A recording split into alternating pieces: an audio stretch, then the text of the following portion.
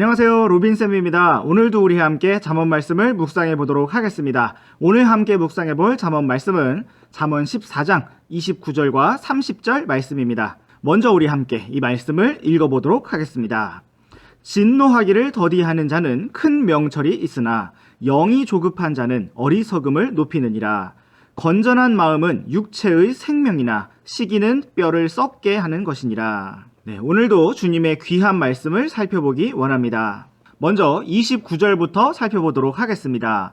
진노하기를 더디하는 자는 큰 명철이 있다고 말씀하고 있습니다. 반대로 영이 조급한 자는 어리석음을 높인다고 말씀하고 있습니다. 영이 조급한 사람은 쉽게 진노하게 되고 어리석음을 높이게 되는 것입니다. 그러나 지혜로운 자, 큰 명철을 가진 자는 조급하게 진노하지 않고 부드럽고 온유하게 걸어가는 사람입니다. 우리는 이 세상을 살아가면서 진노를 품고 화를 내게 되는 많은 일들을 경험하게 됩니다. 그러나 우리는 오늘의 말씀과 같이 조급하게 진노하지 않기를 배워야 합니다. 이 세상에는 우리가 진노를 한다고 해서 해결되지 않는 일들이 너무나도 많습니다. 선생님은 운전을 하다가 차가 막힐 때 화가 나기도 하는데 화를 낸다고 해서 길이 갑자기 열리지 않습니다. 우리가 어떤 일에 화를 낸다고 해서 문제가 해결되지 않는 것입니다. 화를 내면 오히려 쉽게 될 수 있는 일도 더 어려워지는 것을 볼 수가 있습니다. 우리가 축구 시합을 하는데 처음에 2골을 먹혔다 하더라도 차분하게 시합을 풀어가면서 충분히 역전할 수도 있습니다. 그러나 화를 내고 같은 팀 친구들끼리 서로 비난을 하게 되면 절대로 이길 수가 없는 것입니다. 쉽게 진노하는 사람은 결코 지혜로운 사람이 아닙니다. 우리 함께 야고보서 1장 20절 말씀을 보시겠습니다. 사람의 진노가 하나님의 의를 이루지 못하느니라. 이처럼 사람의 진노는 하나님의 의를 이루지 못하고 오히려 방해가 되는 것을 볼 수가 있습니다. 그런데 우리는 성경에서 하나님의 진노에 대해서도 발견할 수가 있습니다.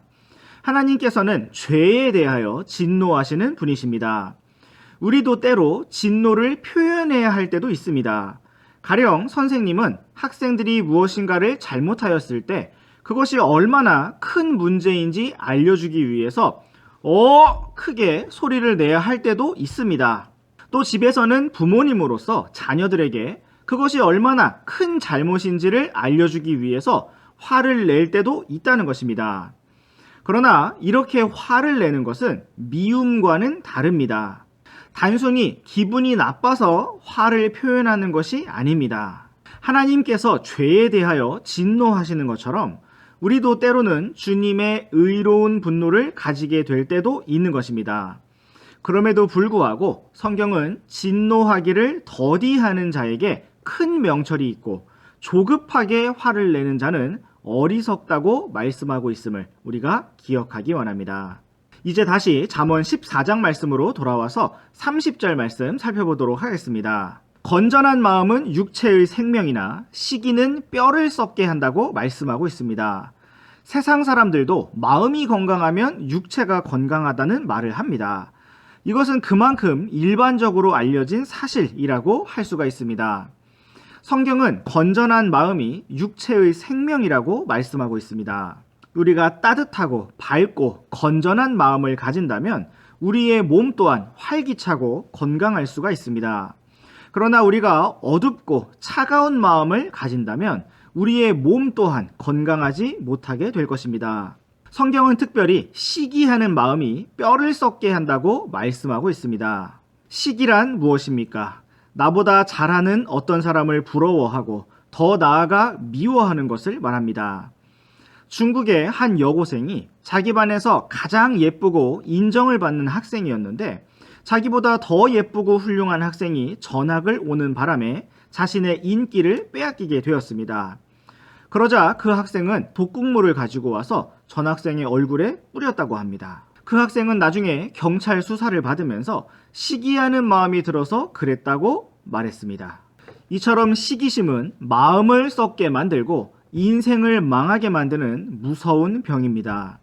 공평하신 하나님께서는 우리 각 사람에게 딱 알맞은 부족함과 풍요함을 허락해 주셨습니다.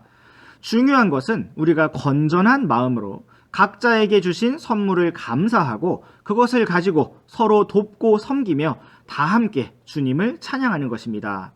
오늘도 우리 모두가 주님만 기쁘시게 하는 귀한 하루를 보내기 원합니다. 네, 오늘의 잠언 묵상은 여기까지입니다. 우리 다음 시간에도 계속해서 잠언 말씀 묵상해 보도록 하겠습니다. 그럼 안녕!